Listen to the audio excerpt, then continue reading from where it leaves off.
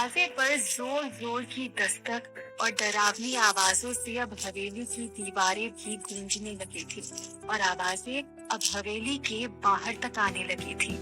चंद्रकला को अब वहाँ सब लोगों को सुरक्षित भी करना था। वो दौड़कर छाया के पास गई और उसकी कलाई पे जो उसने टीले वाले बाबा का धागा बांधा था उसे खोला और छोटे छोटे टुकड़े करके सबके हाथों में देने लगी। अब ये धागा ही था जो कुछ देर के लिए सबको सुरक्षित रख सकता था। सबको धागा देने के बाद चंद्रकला यामिनी के पास आई और आखिरी धागा उसे देने लगी तो पहले तो उसने लेने से मना कर दिया, पर कहीं ना कहीं मौत का डर तो उसे भी था, तो उसने ले लिया। पर जैसे ही उसने अपनी हथेली पर वो धागा रखा, वो धागा भस्म हो गया और यामिनी के मुंह से चीख निकल गई। हे भगवान, इस औरत ने तो मुझे जला दिया। देख रहे हैं आप लोग, ये हमारी रक्षक नहीं बल्कि भक्षक बनकर आई है। यामिनी ने चंद्रकला की शिकायत करते हुए कहा, पर ये सब देखकर चंद्रकला की आंखें भी फटी की फटी रह गई थी। चंद्रकला अब तक तय नहीं कर पा रही थी कि इस आत्मा की यामिनी से कोई दुश्मनी है या इसकी बुरी शक्तियाँ बढ़ रही हैं। चंद्रकला सोच ही रही थी कि यामिनी ने फिर चिल्लाते हुए कहा, निकल जाओ अभी के अभी यहाँ से और हमें हमारे हाल पे छोड़ दो। हमें तुम्हारी मदद की कोई जरूरत नहीं है। चंद्रकला ने वहाँ खड़े बाकी लोगों की तरफ देखा। सबकी आंखें नम थी और मानो उनकी आंखें कह रही हो कि ऐसा मत करना चंद्रकला, एक तुम ही हो जो हमारी मदद कर सकती हो। अगर तुम ही हमें छोड़कर चली जाओगी तो हम कहाँ जाएंगे। चंद्रकला ने सबके मन की बात पढ़ ली थी और यामिनी से कहने लगी कि देखो मालकिन, इस धागे का भस्म होना शुभ संकेत नहीं है। इसकी शक्तियाँ बढ़ती जा रही हैं। इसके पहले कि इसकी शक्तियाँ इतनी ज्यादा बढ़ जाए कि हम उसे काबू में ही ना कर पाए, आप मुझे चाबी दे दीजिए। मैं आपके सामने हाथ जोड़ती हूँ। चंद्रकला ने विनती करते हुए कहा, पर यामिनी ने उसकी सारी बातें अनसुनी कर दी। तो चंद्रकला ने अब उम्मीद भरी नजरों से योगेंद्र की ओर देखा। योगेंद्र भाई साहब, कम से कम आप तो मालकिन को समझाइए। दरवाजे के पीछे की बढ़ती आवाजों और धागे के भस्म हो जाने के बाद अब योगेंद्र भी डर चुका था। उसने चंद्रकला का साथ देते हुए कहा, यामिनी, अब तो मुझे भी लगता है कि चंद्रकला। इससे पहले कि योगेंद्र अपनी बात पूरी कर पाता, यामिनी ने उसे हाथ के इशारे से बीच में ही रोक दिया। नहीं भैया, आप कुछ नहीं जानते। अगर एक बार ये दरवाजा खुल गया तो गांव में प्रलय आ जाएगा, जो मैं कभी नहीं होने दूंगी। जब तक ये इस दरवाजे के उस तरफ है, ये हमारा कुछ नहीं बिगाड़ सकती। यामिनी ने अब ये साफ कर दिया था कि कुछ भी हो जाए वो दरवाजा नहीं खोलेगी। पर जैसे ही यामिनी ने ये कहा था कि ये हमारा कुछ नहीं बिगाड़ सकती, चंद्रकला ये सोचने पर मजबूर हो गई कि यामिनी ने ये शक्ति आत्मा के लिए इस्तेमाल किया था, या उसने भूल में ये बता दिया था कि अंदर जो है वो एक औरत थी। पर अब तक चंद्रकला ये तो समझ ही गई थी कि यामिनी ये दरवाजा नहीं खोलने देगी। चंद्रकला को अब कुछ और ही सोचना पड़ेगा और उसके लिए उसे यहाँ से जाना होगा। पर जब उसने छाया की तरफ देखा कि उसकी हालत अभी भी वैसी ही थी, नंदिनी पास में बैठी बिलख रही थी। वो इन माँ बेटी को ऐसे छोड़ के नहीं जा सकती थी। अगर छाया को कुछ हो गया तो वो नीति को क्या जवाब देगी। तभी उसकी नजर अपने गले में पहने रुद्राक्ष पर गई, जो टीले वाले बाबा ने उसे दिया था, और दूसरी नजर छाया पर। उसने ये निश्चय कर लिया था कि इस वक्त इस रुद्राक्ष की जरूरत उससे ज्यादा छाया को थी, जो उसकी अनुपस्थिति में छाया की रक्षा करेगा। वो छाया के पास गई और अपने गले का रुद्राक्ष छाया को पहना दिया और नंदिनी के सर पर हाथ रखते हुए कहा कि आप चिंता मत करो, ये रुद्राक्ष इसकी हमेशा रक्षा करेगा। नंदिनी ने हाथ जोड़ते हुए धन्यवाद कहा। चंद्रकला वहां से उठ खड़ी हुई और जाते जाते एक बार फिर दरवाजे की तरफ देखा। आवाजें अब धीरे धीरे और गहरी होती जा रही थी। कुछ देर पहले जिस आवाज में एक विनती थी, एक प्रार्थना थी, अब वो विनती और प्रार्थना गुस्से में बदल चुकी थी। चंद्रकला ने अब ज्यादा देर करना उचित नहीं समझा और तुरंत वहां से निकल गई। बाहर निकलकर देखा तो शाम के 6 ही बजे थे, पर अंधेरा इतना घना हो गया था मानो रात के 12 बज गए हो। बाहर का सन्नाटा देख कोई नहीं कह सकता था कि अंदर इतना बड़ा भूचाल आया हुआ है। इन सब में चंद्रकला इतनी उलझ गई थी कि नीति का उसको ख्याल ही नहीं आया। वो ये भी भूल गई थी कि उनके साथ उस कमरे में थी, और आज सुबह जो नीति के साथ हुआ था वो भी कम भयावह नहीं था। इन सब ख्यालों से चंद्रकला के बढ़ते कदम अब डगमगाने लगे थे। रास्ता बिल्कुल सुनसान था, दूर दूर तक कहीं कोई दिखाई नहीं दे रहा था। बस कुछ कुत्तों के भौंकने और रोने की आवाजें आ रही थी, और चंद्रकला की बेचैनी कदम दर कदम बढ़ती जा रही थी, और भगवान से बस यही प्रार्थना कर रही थी कि जब घर पहुंचूं तो बस नीति बिल्कुल ठीक हो। और ऐसा ही हुआ। कुछ देर बहुत बुरा सोच लेने के बाद चंद्रकला जब घर पहुंची तो देखा नीति कमला ताई के साथ खेल रही थी और खिलखिला के हंस रही थी। जैसे ही उसकी नजर चंद्रकला पर पड़ी, वो दौड़कर गई और चंद्रकला से लिपट गई। नीति को सीने से लगाकर चंद्रकला ने राहत की सांस ली। नीति ने चंद्रकला से अलग होकर कहा, आपने कितनी देर लगा दी? आज छाया के घर गए थे ना, मिली आपको छाया? कैसी है वो? मेरे बारे में पूछा उसने? एक ही सांस में बहुत सारे सवाल पूछ लिए थे नीति ने, लेकिन चंद्रकला क्या जवाब देती? बस नजरें चुराते हुए इतना ही कह पाई कि हाँ, बिल्कुल ठीक है वो। चंद्रकला को तो उसकी नीति हंसते खेलते मिल गई थी, पर नंदिनी की छाया अभी भी उसी हालत में थी, और जब तक वो छाया को हंसते हुए नंदिनी को नहीं सौंप देगी तब तक उसे चैन नहीं मिलेगा। पर वो करेगी क्या? ये ख्याल उसे सताए जा रहा था, क्योंकि अब तो उसका मार्गदर्शन करने के लिए टीले वाले बाबा भी उसके साथ नहीं थे।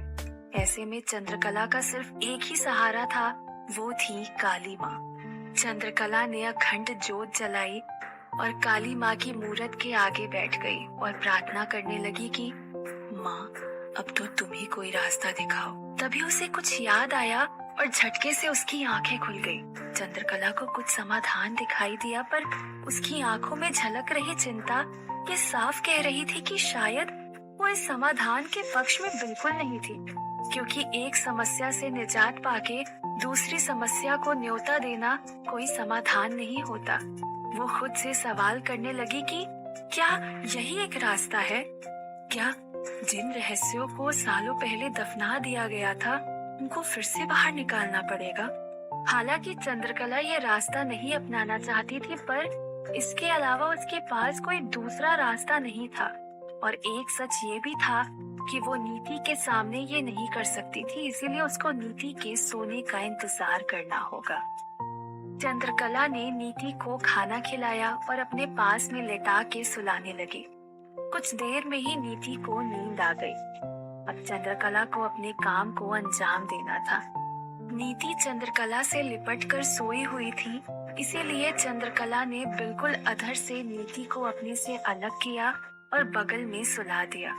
नीति जाग न जाए इसीलिए दबे दबे पांव उठी और वहीं पड़ा फावड़ा उठाकर बाहर की तरफ चल दी।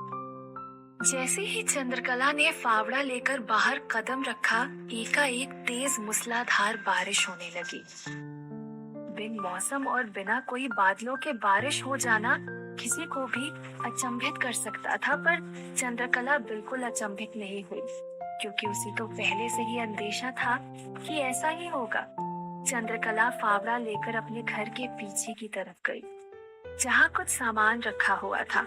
पहले तो उसे हटाया जगह समतल की ओर, और जैसे ही जमीन पर फावड़े का पहला प्रहार किया, जोर की बिजली कड़की और ऐसा लगा जैसे फावड़े का प्रहार जमीन पर नहीं आसमान पर हुआ।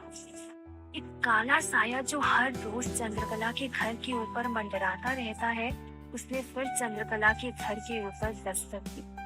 पर जैसे ही उसने चंद्रकला को गड्ढा खोदते हुए देखा तो वहीं पर फड़फड़ाने लगा और वहां से उड़कर दूर जाने लगा, और उड़ते उड़ते लाखों मीलों दूर अंगुना की दुनिया में पहुंचा। वही काली घनी अंधियारी दुनिया जहाँ दूर दूर तक सिर्फ और सिर्फ अंधेरा ही था। काला साया अपनी अजीबोगरीब आवाज में चिल्लाते हुए आया, अंगुना, अंगुना, अंगुना। अंगुना उठ खड़ी हुई। क्या हुआ कटीली? ऐसा क्या समाचार लाई है जो इतना बेताब हुए जा रही है? अंगुना ने अपनी डरावनी सी आवाज में पूछा। ऐसा समाचार लाई हूँ कि तुम्हारे होश उड़ जाएंगे। अंगुना की दुनिया समाप्त होने वाली है। कटीली की बात सुनके अंगुना गुस्से में आग बबूला हो उठी। असंभव, ऐसा नहीं हो सकता।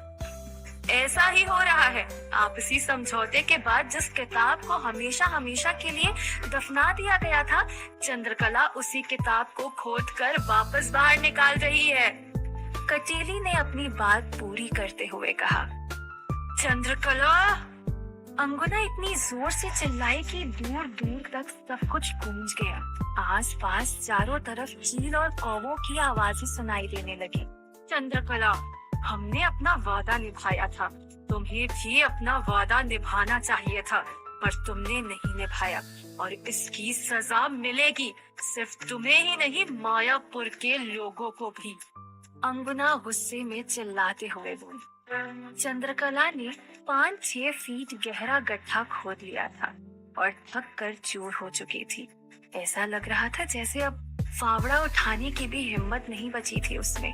पर चंद्रकला ने हिम्मत नहीं हारी और लगातार जमीन पर फावड़ा चलाती रही। पर लगातार फावड़ों की आवाजों से मीठी की नींद खुल गई। वो उठी और चंद्रकला को खोजने लगी, पर चंद्रकला को आसपास न पाकर फावड़े की आवाज का पीछा करने लगी और आंगन के पीछे की खिड़की की तरफ पहुंची। खिड़की के उस पार देखा तो अचंभित रह गई कि आखिर माँ आधी रात को ये क्या कर रही है, और वहीं पर खड़ी होकर चंद्रकला के गड्ढे खोदने का इंतजार करने लगी। और चंद्रकला लगातार गड्ढा खोदे जा रही थी। कुछ देर बाद चंद्रकला ने फावड़े से एक जोर का प्रहार किया और फावड़ा किसी ऐसी चीज से टकराया कि चारों तरफ हवाओं में एक जोर की टन सी आवाज गूंज गई। आवाज इतनी गहरी थी कि मीठी को भी अपने कान बंद करने पड़ गए। चंद्रकला समझ गई थी कि जिसका उसे इंतजार था ये वही था। अब उसने धीरे धीरे रेत हटाना शुरू किया।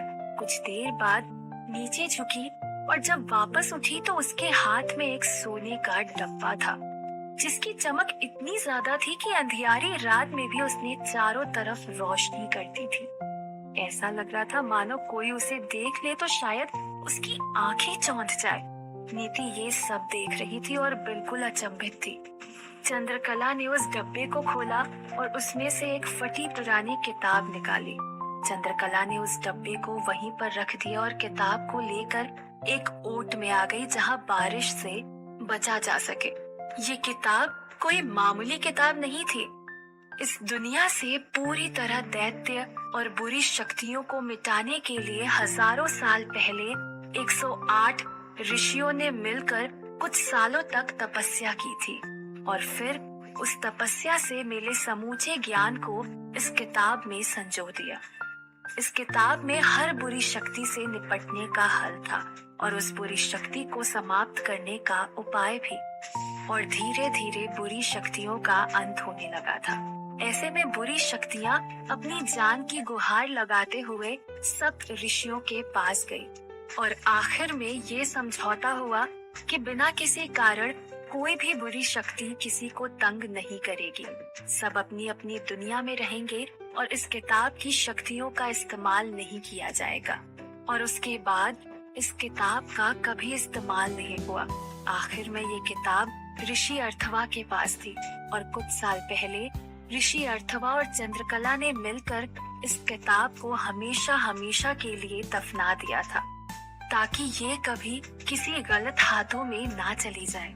उसके बाद ऋषि अर्थवा चंद्रकला को कभी नहीं मिले।